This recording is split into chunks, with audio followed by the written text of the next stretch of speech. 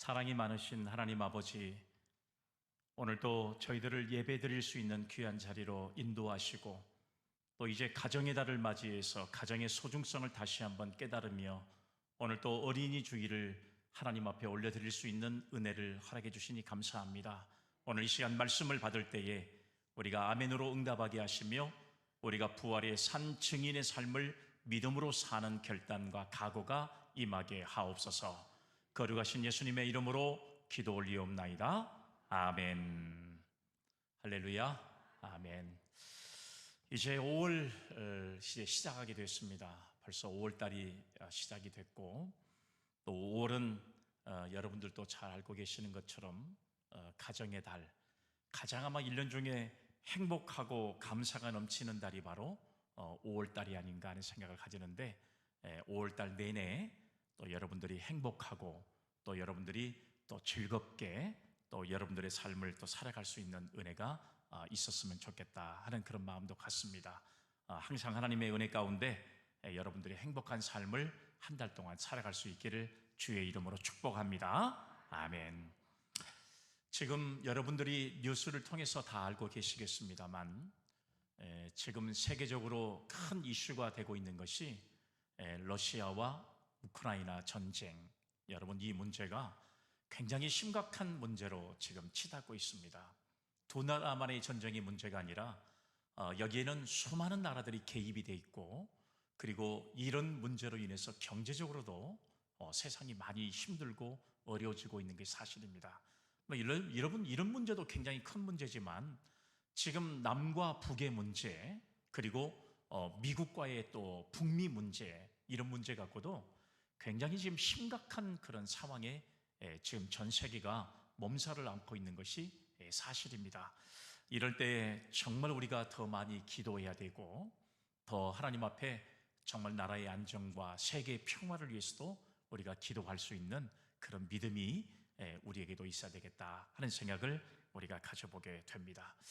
오늘 기도로 준비하신 장로님도 기도 순서를 잃어버렸고 또 말씀을 봉독하실 권사님도 한글도 잘 긁는데 오늘 또 보니까 버벅거리고 이런 걸 보면 우리가 더 말씀을 더 열심히 또 읽어야 되겠고 또 기도도 더 열심히 해야 되겠다 하는 또 각오도 우리에게 주는 교훈의 말씀이 아닌가 하는 생각을 가지면서 오늘 또 말씀을 나눌 때 우리 모두에게 하나님의 넘치는 은혜가 우리 임할 수 있기를 주의 이름으로 축복합니다. 아멘.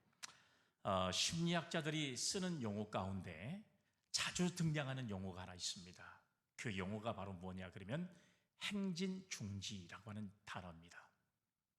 행진중지라고 하는 이 단어는 말씀 그대로 앞으로 전진을 해야 되는데 전진하지 않고 계속 그 자리에 머물러 있는 상태, 이것을 가리켜서 행진중지다 이렇게 사용을 하고 있습니다.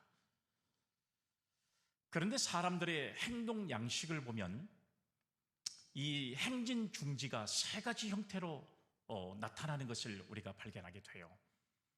첫 번째는 어떤 때냐 그러면 인간이 황홀한 경험을 했을 때 그 속으로 숨어 들어가려고 하는 경향을 보이는 때가 있다고 하는 사실을 연구 결과를 통해서 발표를 했습니다.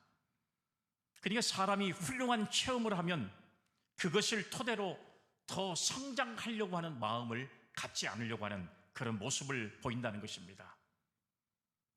그러니까 이 정도면 됐지, 이 정도면 내가 더 이상 노력하지 않아도 된다라고 하는 이런 상황이 바로 사람들의 심리 속에 작용된다는 사실을 말씀하고 있습니다. 예를 들어서 여러분 이런 경우는 그 운동선수의 예를 통해서 우리가 발견을 해보면 운동선수가 열심히 노력해서 대회에 나가가지고 금메달을 땄습니다. 그리고 우승을 했습니다. 그러면 여러분 그동안의 노력과 그동안의 정말 최선을 다하는 이런 정말 자기의 어떤 자신과의 싸움에서 이겨냈기 때문에 얼마나 여러분 그 성취를 이룬 것에 대해서 정말 가슴 뿌듯한 그런 만족감을 느끼게 돼 있는데 그 만족감에 취해서 더 이상의 발전을 하지 않으려고 하는 이런 사람들의 마음을 바로 행진중지라고 하는 말씀으로 이야기를 하고 있습니다. 결국은 이런 것들 때문에 나중에는 기록이 저주하게 되고, 그리고 사람들의 어떤 인상에서 지워져 버리는 그런 삶을 통해서 결국은 한 선수로서의 사명을, 이제 그 생명이 끝나버리는 이런 모습을 이야기할 때 바로 이런 단어를 사용하고 있는 것을 알 수가 있어요. 여러분, 이것은 운동선수만 그런 게 아닙니다. 우리 신앙인들에게도 마찬가지예요. 어느 정도의 수준에 올라섰다 싶으면 자기 과신에 빠져서 더 높은 차원으로 나아가지 못하고 그저 주저앉아 버리는 경우들이 많이 있다고 하는 사실이에요. 더 이상의 성장이나 발전은 기대하기가 어려워지는 상황이죠. 그래서 행진, 중진 현상이 나타나면 그 결과는 물보듯 뻔한 사실이 나타날 수밖에 없다는 것을 우리는 여러분, 우리의 신앙생활을 통해서도 우리가 얼마든지 경험할 수 있는 내용이 아닌가 하는 생각을 가져보게 되는 것입니다. 두 번째로, 행동 양식을 분석해 보면 나타나는 현상이 바로 무엇이냐 그러면, 인간이 계속적으로 실패를 경험할 때 이런 현상이 나타난다 그래요. 그러니까 실패가 거듭되면 해도 안 된다는 부정적인 생각이 나를 사로잡아 버린다는 사실입니다. 그래서 자신의 행동을 중단해버리고 마는 것이죠. 무엇을 하더라도 더 노력해봤자 실패한다는 생각 때문에 모험이나 도전을 포기하고, 그리고 아예 도피해버리는 사람들의 행동을 통해서 그 사람이 행동을 중지하는 행진 중지 현상이 나타난다고 하는 사실입니다. 그러면 세 번째로, 어떨 때 이런 현상이 나타나냐 그러면, 인간이 스스로 질 수 있는 짐의 한계를 넘어설 때 이런 현상이 나타난다 그래요. 그러니까 어떤 짐을 지긴 져야 되겠는데 질 수 있는 힘이 절대적으로 부족할 때 사람들은 행동을 중지해버리는 현상이 나타난다는 사실을 심리학자들이 이 세 가지의 모습을 통해서 행진 중지라고 하는 현상을 발견하게 되었다고 하는 사실입니다. 오늘 주님은 제자들에게 엄청난 사명을 맡겨주셨습니다. 그러나 제자들은 자신이 감당해야 할 사명이 너무 크고 중요했기 때문에 결국 그 임무를 내팽개쳐지고, 오늘 본문의 말씀에 보면 옛 생활로 돌아가 버리고 말았습니다. 부활하신 예수님을 만났음에도 불구하고 더 나은 신앙의 삶, 더 발전되고 변화된 신앙의 삶을 살아가는 결단과 각오를 해야 했음에도 불구하고 그들은 자기의 옛 생활로 돌아가 버린 생활을 해버리고 말았다는 거예요. 제자들이 자신의 행동을 갑자기 중단하고 주님을 따르면서 벌였던 고기잡이의 일을 다시 시작한 이유가 무엇이라고 생각하십니까? 여러분, 이것은 무엇보다도 선택에 있어서 커다란 문제가 작용하고 있다는 사실을 우리는 오늘 여러분 이 본문을 통해서 발견할 수가 있는데요. 오늘 세상의 축복이냐 아니면 예수의 축복이냐라고 하는 이 문제점의 선택의 결단에서 오늘 여러분, 그들은 예수의 축복이나 세상의 축복을 먼저 선택하고 무작정 그 길로 나아가 버리는 그들의 모습을 우리는 발견할 수가 있어요. 한마디로 말하면 부활하신 예수님의 그 말씀을 더 깊이 묵상하고, 그리고 더 나은 신앙의 발전된 모습으로 나가야 함에도 불구하고 십자가상에서 죽어버린 바로 그 예수님의 모습만을 바라보고 실망스러웠던 나머지 결국은 예수의 축복을 선택하기보다는 세상의 길로 나가버리고 결국은 옛날에 자기의 삶으로 돌아가버리는 제자들의 모습을 우리는 여러분 이 말씀을 통해서 발견하게 되는 것입니다. 우리는 어차피 인생을 선택하면서 살아갈 수밖에 없는 존재가 우리들의 존재입니다. 어느 쪽을 결정하느냐에 따라서 어떤 사람은 성공하기도 하고 또 어떤 사람은 실패를 경험하기도 하는 것입니다. 선택이라고 하는 것은 무엇을 우선순위로 하느냐에 따라서 그 사람이 선택할 수도 있고 성공할 수도 있고, 그리고 선택에 따라서 실패할 수도 있다는 사실을 우리가 알 수가 있어요. 그 사람의 우선순위가 어떤 것이냐에 따라서 그 사람의 성공과 실패가 담겨져 있는 것을 우리는 알 수가 있습니다. 그러니까 우리는 선택에 있어서 성공과 실패의 모습은 우선순위가 어떤 것인가에 따라서 그 사람의 인생이 달라질 수 있다는 사실을 알 수가 있습니다. 어떤 것을 우선적으로 선택하느냐에 따라서 그 사람의 삶의 방향이 180도가 달라진다는 사실을 우리는 여러분 경험할 때가 많이 있잖아요. 세상의 축복을 우선으로 선택하면 당장은 좋은 것 같지만 그 결과적으로 보면 그 인생은 세상에서 실패할 뿐만 아니라 신앙적으로도 실패한 인생을 살아갈 수밖에 없는 존재가 된다는 것을 우리는 너무나도 잘 알고 있다는 사실입니다. 여러분, 과연 세상의 축복이냐 또 예수의 축복이냐 했을 때 과연 우리들은 어느 쪽을 선택해야 될 것인가를 우리는 늘 선택하며 살아가야 할 존재들이라는 사실을 알 수가 있어요. 오늘 여러분들은 세상의 축복을 먼저 선택하겠습니까? 아니면 예수 안에 있는 축복을 먼저 선택하겠습니까? 오늘 여러분들에게 그 선택권이 있다면 여러분들은 당연히 그 선택이 주어졌을 때 예수의 축복을 먼저 선택하겠습니다 라고 말할 것 같지만 실상은 우리의 삶에서 그렇게 선택하는 사람들이 별로 많지가 않다는 것이 큰 문제가 아닐 수 없다는 사실이에요. 예수의 축복보다는 세상의 축복을 더 추구하고 그것이 인생의 전부인 양 확신하고 살아가고 있는 사람들이 우리들 가운데도 너무나도 많이 주어진다는 사실이에요. 오늘 거룩한 주일인데 우리는 오늘 주일날 교회에 나가서 하나님 앞에 예배를 드리면서 세상에서 받는 어떤 재미보다는 예수 안에서 느끼는 기쁨을 누리고 하나님의 은혜 가운데 살아가느냐 이것을 선택하느냐 아니면 세상으로 나가서 세상의 재미와 기쁨을 선택하느냐 하는 것은 우리에게 달려있지만 그러나 그것으로 인해서 우리의 삶의 진정한 성공이 어떤 것인가 하는 것들은 우리의 선택에 달려있다는 사실을 우리는 너무나 잘 알 수 있다는 이야기예요. 오늘 본문의 말씀에 보면 제자들이 얼마나 자기 일에 몰두하고 있었는지 지나가면서 여러분 얘기하고 그리고 고기를 잡으면서 얘기를 해도 예수님인 줄을 몰랐어요. 얼마나 자기의 일에 열심을 다하고 몰두했으면 자기들과 대화를 하고 있는 분이 예수님인 조차를 전혀 알 수 없었다고 하는 사실을 알 수가 있습니다. 그분이 줄곧 그들 옆에 머물러 계심에도 불구하고 눈길 한번 제자들은 예수님께 주지 않았습니다. 우리는 여기서 자기 혼자 한꺼번에 여러 가지 일을 할 수 없다는 사실을 발견하게 돼요. 그러니까 우리가 여러분 내용을 보면 운동을 하는 사람이 운동을 하면서 책을 볼 수 없는 것처럼 또 수영을 하는 사람이 수영을 하면서 게임을 할 수 없는 것처럼 사람은 두 가지 일을 한꺼번에 할 수가 없는 존재입니다. 내게 주어진 일에 최선을 다하고 거기에 여러분 몰두해야만 반드시 인간은 성공할 수 있는 것이죠. 여러 가지 일을 하면서 사람이 성공을 이룬다는 것은 결코 힘든 일이구나 하는 것을 우리는 오늘 예수님의 제자들을 통해서 알 수가 있습니다. 설령 그것이 가능하다 해도 두 가지 일을 제대로 할 수 없다는 것입니다.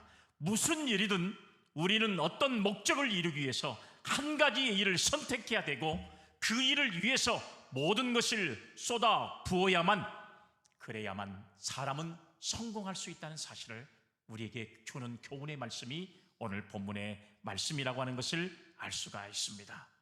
자, 본문의 말씀에 보면 예수님의 제자들이 주님을 따르는 대신에 고기 잡는 일에 전심을 기울이고 있음을 보여주고 있는데요. 그런데 결과가 어떻게 됐는지 한번 생각해 보세요. 세상 일에도 실패하고 있고 주님의 축복을 받는 일에도 실패하고 있었습니다. 그들은 예수님의 십자가의 죽음을 바라보고 그리고 3일 만에 주의 말씀대로 예수님은 부활하신다는 사실을 깨닫지를 못하고 믿지를 못하고 부활하신 주님이 그들과 함께 있었음에도 불구하고 그들은 부활의 소망을 멀리한 채 자기들 일에만 집중하고 있는 모습을 우리는 발견하게 돼요. 얼마나 집중하고 있는지를 우리가 이 말씀을 통해서 보면 자기와 함께 대화하고 있는 분이 예수님이라는 사실조차도 깨닫지 못했다는 사실을 제가 말씀을 드렸잖아요. 이렇게 세상 일을 선택한 사람들의 모습은 영적인 일에도 실패했을 뿐만 아니라 자기 일에도 실패한 모습을 볼 수가 있습니다. 오늘 본문 말씀 5절에 보면 예수께서 이르시되 얘들아 너희에게 고기가 있느냐 대답하되 없나이다 이렇게 말씀하고 있잖아요.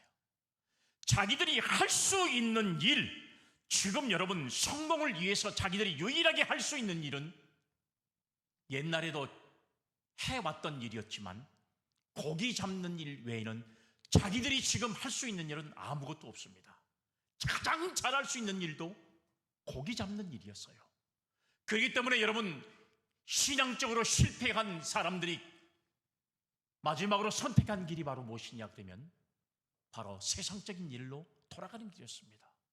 그런데 세상으로 돌아간 제자들의 모습이 오늘 여러분 어떤 모습이었어요? 세상에서 성공했습니까? 아니에요. 고기 잡는 일도 실패했습니다. 주님께서 물으시잖아요. 얘들아 너희에게 고기가 있느냐? 오늘 말씀에 대답하되 없나이다. 고기 잡는 일도 실패했다는 사실이에요. 본문이 우리에게 증거하고 있는 바는 바로 이래요. 세상에 성공을 얻으려고 하면 할수록 결과적으로 얻을 수 있는 것은 아무것도 없다는 거예요. 우리가 신앙의 길을 저버리고 세상의 길로 나갔을 때 우리는 성공할 것 같지만 아무도 성공하는 사람이 없다는 사실을 성경이 우리에게 보여주고 있잖아요. 무엇 좀 잡았느냐? 너희들이 지금 할 수 있는 것, 너희들이 가장 잘할 수 있는 것, 너희들이 지금까지 살아오면서 성공적으로 할 수 있었던 그 일을 했었을 때 너희들 성공했느냐 그 말이에요. 지금 뭐 좀 잡았느냐 그 말이에요. 그런데 제자들이 고백한 말이 뭐라 그랬어요? 오늘 말씀에 보니까 아무것도 없는 아이다. 오늘 여러분 we have no fish, 고기를 한 마리도 잡은 것이 없습니다. 지금 나에게는 아무것도 없습니다.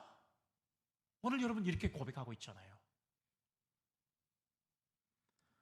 오늘 우리가 이 세상에서 수많은 일들을 겪고 살고 있지만 가장 불행한 일이 무엇인 줄 아세요?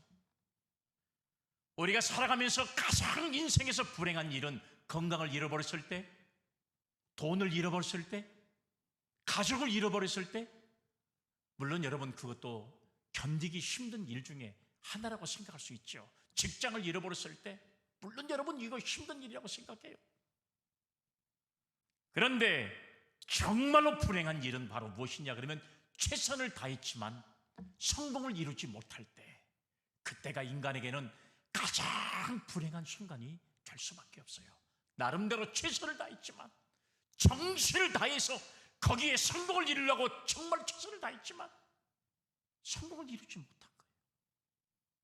이럴 때 여러분 인간은 가장 불행하다는 사실을 깨달을 수 있게 된다는 사실을 우리는 알 수가 있습니다. 거기에 기울인 노력과 시간과 물질과 정신적인 에너지를 생각하면 그처럼 낭패스러운 일이 어디 있겠습니까? 그처럼 실망스러운 일이 어디에 있겠어요? 모든 것이 수고가 수포로 돌아가는 것처럼 난처한 일은 아마 없을 거라고 생각이 되어집니다. 우리가 이 땅에 살아가면서 일부러 불행해지려고 하는 사람이 누가 있겠습니까? 아무도 그런 사람이 없어요. 그러나 불행해지는 가장 빠른 길은 있습니다. 우리가 인생을 살아가면서 가장 불행해지는 빠른 길은 바로 무엇이냐? 그것은 주님의 축복보다 세상의 축복을 우선시하면 가장 인간이 불행해질 수 있는 가장 빠른 길, 지름길이라는 사실을 우리는 알 수가 있어요. 주님의 축복을 우선적으로 선택하면 주님의 축복뿐 아니라 세상의 성공도 함께 따라오게 되지만, 주님의 축복을 제쳐놓고 세상적인 축복을 먼저 얻으려고 하면 할수록 둘 다 잃어버릴 뿐만 아니라 모든 것이 다 헛수고로 돌아간다는 사실을 우리는 여러분 살면서 얼마나 많이 경험하고 있습니까? 그렇기 때문에 우리는 선택의 문제에 있어서 얼마나 중요한 이제 우리의 삶을 살아가야 될 것인가를 우리는 깨닫게 된다는 사실을 알 수가 있어요. 제자들이 예수님의 부활의 소식을 들었음에도 불구하고 제자들은 자기들이 할 수 있는 일을 찾아서 고향으로 돌아갔습니다. 열심히 고기를 잡았습니다. 그물을 내렸습니다. 과거 같으면 그물에 고기가 가득 채워서 올라와야 돼요. 그런데 아무리 그물을 내려도 고기를 잡을 수가 없었어요. 그러면 고기잡이에 실패한 제자들의 모습은 이유가 무엇이라고 생각하십니까? 오늘 여러분 경험이 없어서요? 아니요. 자기들 때뿐만 아니라 자기의 부모, 그 부모의 세대까지 해왔던 유일한 일이 고기 잡는 일이었습니다. 그들이 지금 가장 잘할 수 있는 길은 고기 잡는 거였어요. 그들은 그래서 고기 잡는 일을 선택한 것입니다. 경험이 없다는 말은 말이 안 되는 소리예요. 배가 없어서요? 아니요. 그들이 평생을 살아오면서 고기를 잡았던 배가 그들에게 있었습니다. 배가 신통치 않았다는 말은 말이 되지 않는 소리예요. 그물이 좋지 못해서요? 아니요. 자기들이 그 많은 고기를 잡을 때 썼던 바로 그 그물을 그대로 사용했습니다. 운이 나빠서요? 아니요. 그렇지 않습니다. 문제는 딱 한 가지예요. 그것은 바로 하나님의 축복을 구하지 못했기 때문에 그들은 실패한 줄로 믿으시기를 바랍니다. 아멘. 사랑하는 여러분, 우리의 인생을 성공적으로 살아가기를 원하십니까? 그렇다면 세상의 조건이 변변치 못하더라도 주님의 축복을 먼저 구하는 것이 성공된 삶이라는 것을 우리는 제자들의 모습을 통해서 다시 한번 깨달을 수 있기를 주님의 이름으로 기원합니다. 아멘.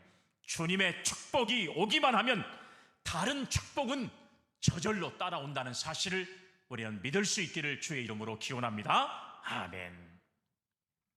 근데 오늘 제자들이 실패한 원인이 또 하나가 있습니다. 그것은 바로 주님께서 보내지 아니하였음에도 불구하고 그들은 부득불 자신의 뜻을 고집하고 있다는 사실이 실패의 원인이었어요.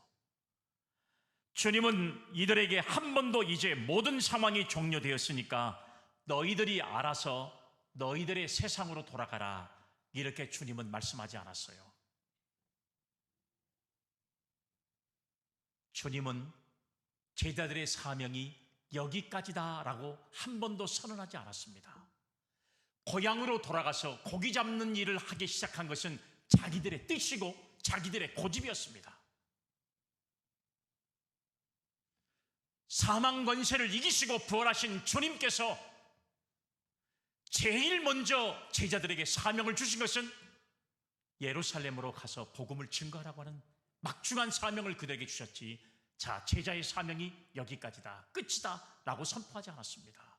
그럼에도 불구하고 제자들은 자기의 고향으로 도망을 쳤어요. 그리고 자기들이 할 수 있는 일, 고기 잡는 일을 했습니다. 그런데 실패했습니다. 한마디도 고기를 잡을 수가 없었어요. 성경은 언제나 우리가 주님의 허락을 기다리지 않고 함부로 움직일 때 불행한 결과를 초래하게 된다는 사실을 증거하고 있습니다.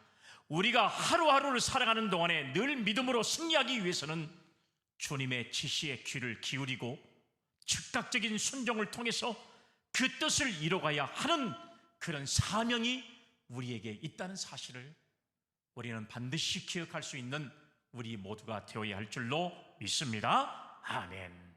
오늘 본문에 보면 베드로가 기다리다 지친 나머지 제자들을 향해서 한 말이 있어요. 뭐라고 그랬냐? 오늘 3절의 말씀해 보니까 이런 말을 했어요. 나는 물고기 잡으러 가겠다. 오늘 베드로가 제자들에게 한 말이에요. 야, 나는 물고기 잡으러 가겠다. 여러분, 수제자였던 베드로가 할 말은 아니에요. 그런데 이런 말을 했습니다. 이 말이 무슨 잘못이냐고요? 한번 여러분 이 말씀을 생각해 보세요. 이 말은 베드로의 마음을 나타낸 말입니다. 나는 물고기를 잡으러 가겠다. 베드로의 마음이 그랬다는 이야기예요. 사실은 이건 베드로의 마음뿐만 아니라 주변에 있는 모든 사람들의 마음이 다 똑같아요. 제자들의 마음이 한결같이 다 똑같습니다. 그러니까 베드로가 나는 고기를 잡으러 가겠다, 이 말은 다른 제자들, 말하지 못한 제자들의 마음을 대변해 준 것이라고 생각할 수가 있어요. 이 말이 떨어지기가 무섭게 일사불란하게 움직이는 것으로 보아서 그들의 사정을 대충 짐작할 수가 있어요. 누군가 그 말을 해주기를 은근히 기대했다는 것이죠. 우리도 앞장서기 곤란한 일이 생기면 선뜻 내가 하겠다고 총대를 메고 나서질 않습니다. 대부분의 사람들이 눈치만 보다가 누가 이렇게 합시다 그러면 그 일에 동조하고 함께 움직이는 모습을 볼 수가 있는데, 예수님의 제자들이 바로 그런 사람들의 모습이었어요. 그러니까 베드로가 나는 물고기 잡으러 가겠다 말을 선언하니까 모두가 다 안 그런 척 하다가 다 그 말에 동조하는 것과 마찬가지잖아요. 이런 현상들이 지금도 우리 사이에 얼마나 많이 벌어지고 있는지 몰라요. 우리는 여기서 지도자의 말 한마디가, 행동 하나하나가 얼마나 소중한 일인지 몰라요. 여러분, 코로나 시대에 예배드린 것도 마찬가지입니다. 성도들이 건강에 문제가 노출되고 있음에도 불구하고 여러분, 예배를 빠짐없이 예배를 드려야 되는 지도자의 마음은 얼마나 힘들고 어려운 결정을 해야만 되겠습니까? 아무리 여러분 그 힘들고 어려운 상황이 전개된다 할지라도 주일날 예배를 쉰다는 것 자체가, 기도하는 교회가 되어야 되는데 기도회를 쉰다는 자체가, 그런 결정을 내린다는 것이 얼마나 힘들고 어려운 결정인지 몰라요. 다행스럽게 우리 교회는 예배를 꾸준하게 드려왔고 예배가 쉰 적이 없었어요. 하나님 앞에 너무 떳떳해요. 자신감도 있고요. 그런데 수많은 교회들이 예배를 제대로 드리지 못하고 결국에는 여러분 온라인 예배라고 하는 것을 만들어가지고 세상에서 듣도 보도 못한 그런 예배를 드리기를 시작했습니다. 언택트 채플이라고 해서 비대면으로 예배를 드리는 것. 지금 한국교회 상황이 지금 어떻게 되고 있습니까? 세상으로 나가고 있어요. 오늘도 여러분 방송의 뉴스를 보면 고속도로가 정체될 만큼 수많은 사람들이 고속도로로 밀려들고 있는 모습을 볼 수가 있잖아요. 너무 안타까운 마음이에요. 정말 그렇습니다. 오늘 여러분 지도자가 이런 결단과 판단을 내린다는 것이 결코 쉬운 결정은 아니에요. 그러나 여러분, 이런 결정적인 모습에 예배를 우리는 중단할 수가 없다는 당회의 결정과 목회자의 여러분 그런 뜻에 협력해서 힘들고 어려운 상황에도 예배를 빠지지 않고 굳건하게 예배를 드려줬던 여러분들의 신앙과 믿음을 하나님께서는 축복으로 위대하게 생각할 줄로 저는 확신하고 있습니다. 만약에 여러분 교회가 목회자의 말 한마디로 우리는 코로나 때문에 예배를 드리지 못합니다 하고 중단해버리면 모든 사람들이 그러고 싶었는데 목회자가 그렇게 해주기를 바라니까 모든 책임은 다 니한테 돌리는 거예요. 목회자가 교회를 예배를 쉬자고 했으니까 우리는 쉰다, 거기에 우리는 동조한다. 여러분, 이런 모습은 신앙적이지도 않고 믿음의 모습도 아니라고 하는 사실을 우리는 알 수가 있잖아요. 우리 중에 누군가 사회에서나 직장에서나 교회에서 나름대로 영향력 있는 위치에 있다고 자부하는 자라면 각별히 여러분 언행에 조심해야 한다는 사실이에요. 왜냐하면 나의 말 한마디가, 행동 하나하나가 커다란 반향을 불러올 수 있기 때문에 그렇습니다. 나는 고기 잡으러 가겠다, 이 베드로의 말 한마디에 우리 모두가 다 그렇게 합시다 하고 다 고기 잡으러 가버리고 말았어요. 이게 예수님의 제자들의 모습이에요. 더구나 지도자의 선택이 잘못되면 그 뒤를 따라가는 사람들 모두가 다 엉뚱한 길로 갈 수밖에 없기 때문에 그래요. 오판이 또 다른 오판을 낳고 나중에는 무서운 결과를 가져오게 된다는 사실을 알 수가 있습니다.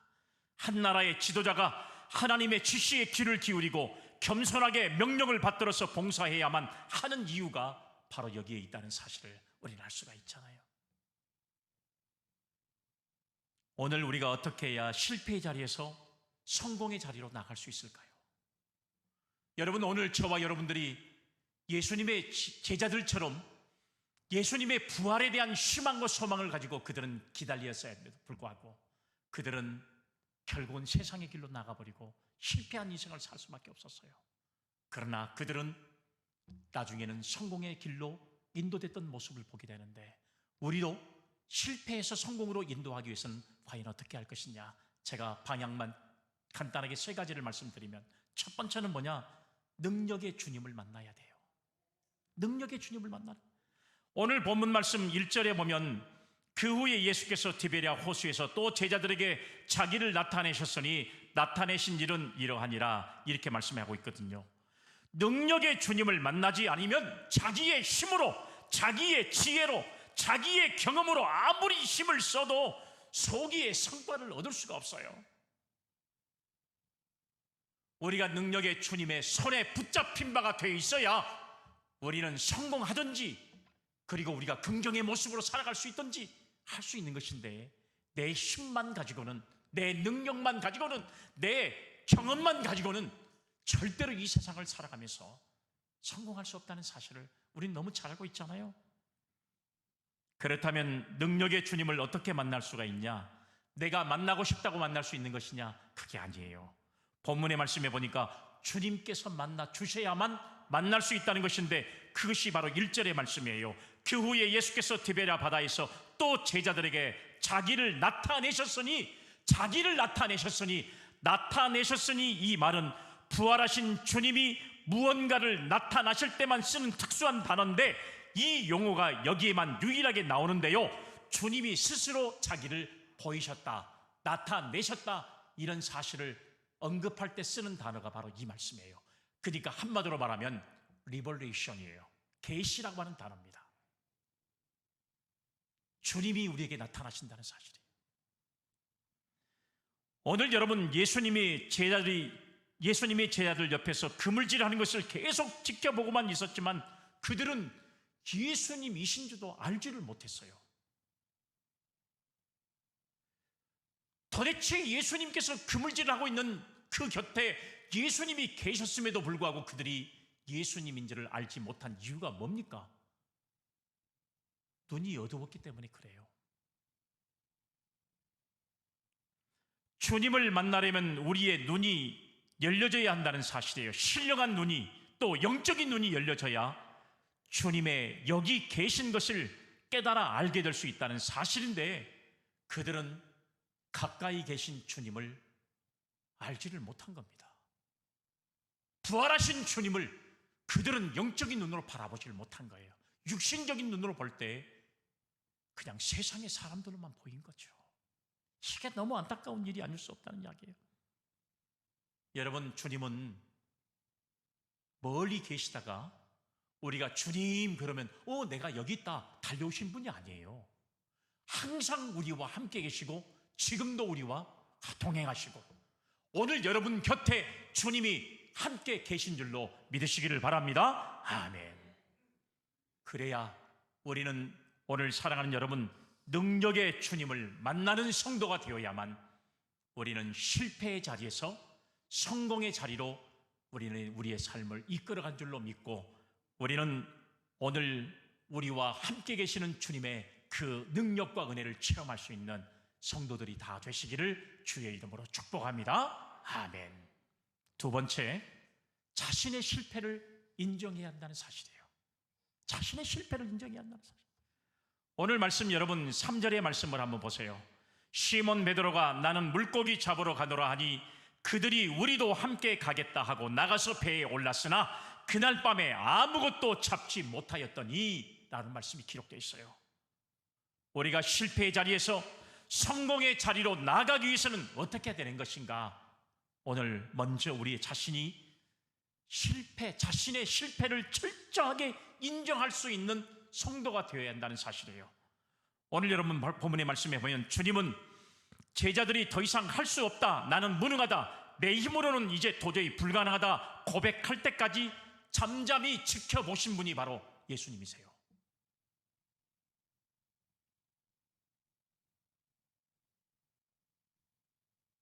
이 본문의 말씀을 보면 좀 답답할 때가 있잖아요.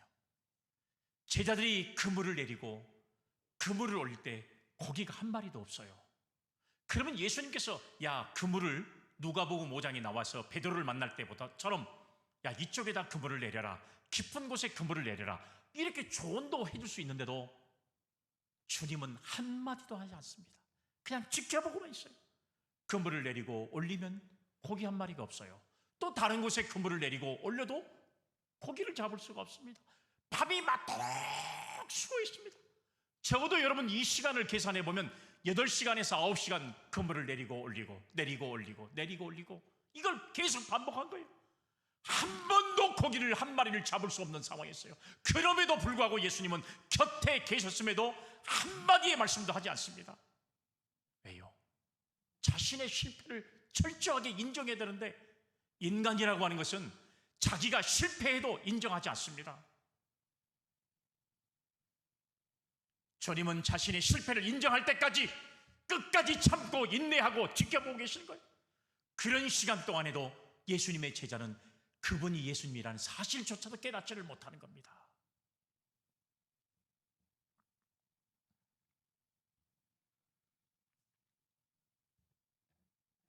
왜 주님은 이렇게 자신의 실패를 인정할 때까지 기다리신 것일까요?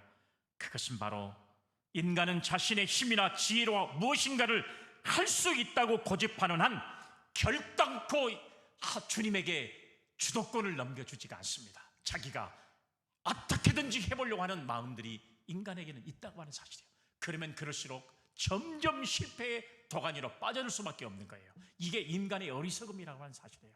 철저하게 나는 실패했습니다. 철저하게 자기는 죄인입니다. 고백했던 자기 자신의 신앙과 믿음을 고백할 때 그때 개입하신 분이 바로 우리 주님이라는 사실을 우리는 여러분 말씀을 통해서 너무 잘 알고 있잖아요. 우리가 잘 알고 있는 미켈란젤로라고 하는 유명한 화가가 있습니다. 여러분 이 화가가 시스틴 대성당의 천지창조라고 하는 그림을 비롯해서 얼마나 많은 그림을 그린 불후의 명작을 남겼는지 몰라요. 저도 여러분 미켈란젤로가 그렸던 그림을 직접 본 적이 있어요. 로마의 바티칸에 가면 천지창조의 그림이 바로 시스틴 성당에 거기에 걸려 있거든요. 천장이 걸려져 있습니다. 그런데 미켈란젤로가 이 그림을 그리는 동안에 얼마나 열심을 다했던지 물감이 떨어져 가지고 앞을 볼 수가 없었어요. 그렇게 누워서 그림을 여러분 이제 높은 이 다리를 올려놓고 거기서 누워서 그림을 그리는 거예요. 이 그림이 바로 천지창조입니다. 대단한 작품이에요. 그림을 다 그리고 얼마나 많은 사람들에게 감동을 주는 그림인지 몰라요. 이 사람의 작품을 보는 사람들은 모두가 다 감동하는 이런 무료의 명작의 작품을 남긴 사람이에요. 그런데 그가 천지창조의 그림을 다 그리고 사람들의 감동을 받을 때 그가 했던 말이 있더라고요. 나는 화가라고 불려질 자격이 없는 사람이다. 나는 형편없는 화가다. 여러분 이 말을 남기는데 I am no painter. I am no painter. 나는 화가가 아니다. No painter. 이런 말을 남겼어요. 그러면 여러분 그가 훌륭하지 않아서 나는 no painter. 나는 화가가 아니다라고 말을 남겼어요? 아니요. 세상의 모든 사람들이 인정하는 사람이었어요. 세상의 모든 사람들이 그의 작품을 보고 감동했습니다. 그런데 진작 본인은 I am no painter. 나는 진정한 화가가 아니다. 자신의 무능함을 하나님 앞에 고백하는 이유가 뭔지 아세요? 그만큼 나는 하나님을 의지하고 주님을 의지하는 신앙으로 이 불후의 작품 천지창조를 남길 수 있었는데 내 힘이 아니라 주님이 나에게 힘을 주셨기에 나는 이 작품을 남길 수가 있었습니다. 그는 그렇게 고백한 줄로 믿으시기를 바랍니다. 아멘. 여러분 성공이 무엇입니까? 어떻게 해야 성공하는 것입니까?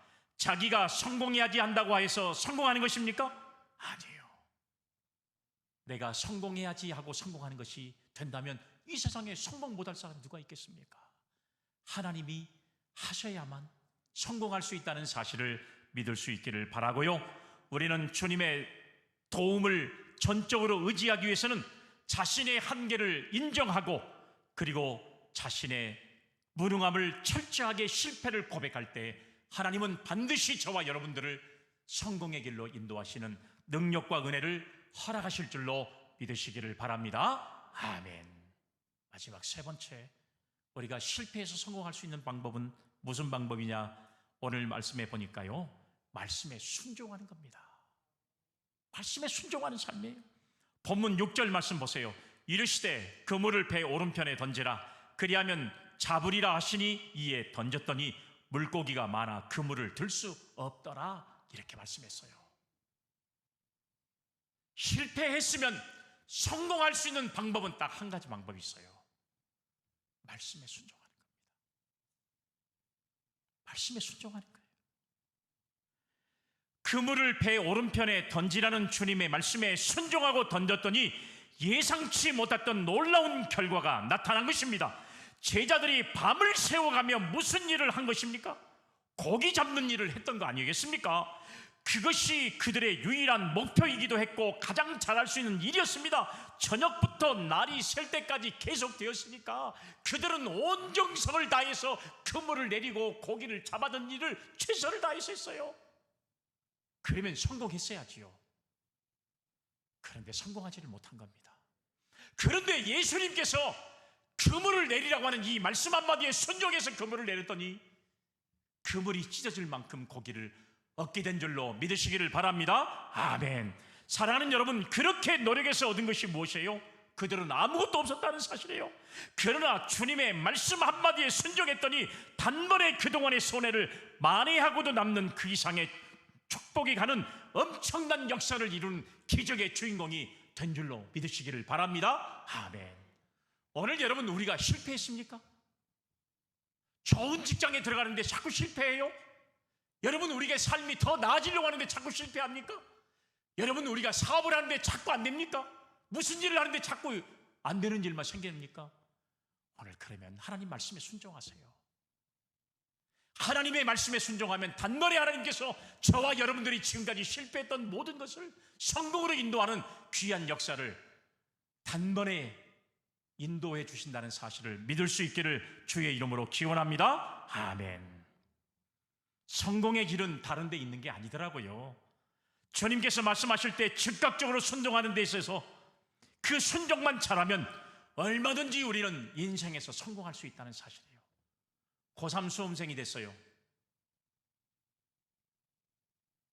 부모들은 더 좋은 학교에 가기 위해서 교회 잘 다녔던 학생들을 못 나오게 해요. 그러면 성공할 것 같습니까? 천만의 말씀이에요. 오히려 그럴수록 더 하나님 앞에 기도하고 더 신앙으로 무장해야 하나님께서 그의 인생을 책임져 줄 거 아니겠습니까? 생각해 보세요. 시험 본다고 교회 안 나오고, 시험 본다고 신앙생활 게을리해버리고 주일 안 지키고 도서관에 앉아있고 성공할 수 있겠어요? 100% 실패입니다. 절대 성공하지 못해요. 오늘 여러분, 우리가 주일 안 지키면서 무슨 일이 성공할 수 있다고? 천만에 지금은 잘 된 것 같지만 반드시 이런 경우는 성공할 수 없어요. 성공할 수 없습니다. 말씀에 불순종하는데 어디 성공을 이룰 수 있겠습니까? 안 돼요. 가장 그들이 잘할 수 있는 일은 그물을 던지고 그물을 올리는 일밖에 없어요. 아무리 수고해봤어요. 성공해요? 성공 못해요. 말씀에 순종했더니 그들은 엄청난 물고기를 건져내게 된 줄로 믿으시기를 바랍니다. 아멘. 여러분, 저는 이 말씀을 보면서 성경에 숫자적인 기적이 3가지가 성경에 기록된 것을 발견하게 됐어요. 본문에 나오는 고기 잡는 이야기가 그중 하나고, 또 하나는 오병이의 기적이 바로 그 하나고, 다른 하나는 가나안 혼인잔치에서 돌 항아리 6개에다가 물을 담아서 포도주로 만드는 기적적인 사건. 요 3사건이 숫자적으로 나와 있는 기적의 사건이라고 저는 대표적으로 이야기를 여러분들한테 소개를 할 수가 있어요. 여러분, 이 기적들의 공통점이 뭔지 아세요? 말씀에 순종했다는 사실이에요.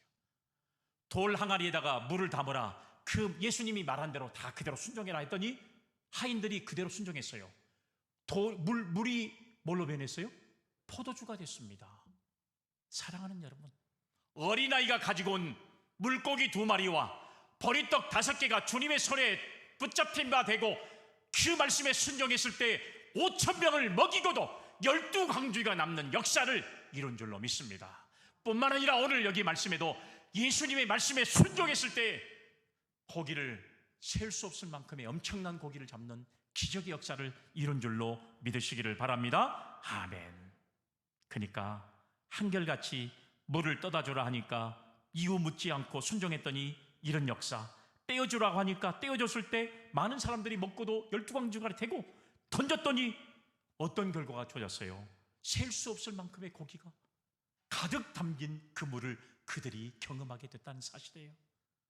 사랑하는 여러분, 우리가 주님 안에서 성공하기를 원하십니까? 오늘 우리가 살아오면서 실패를 경험한 적이 있었습니까?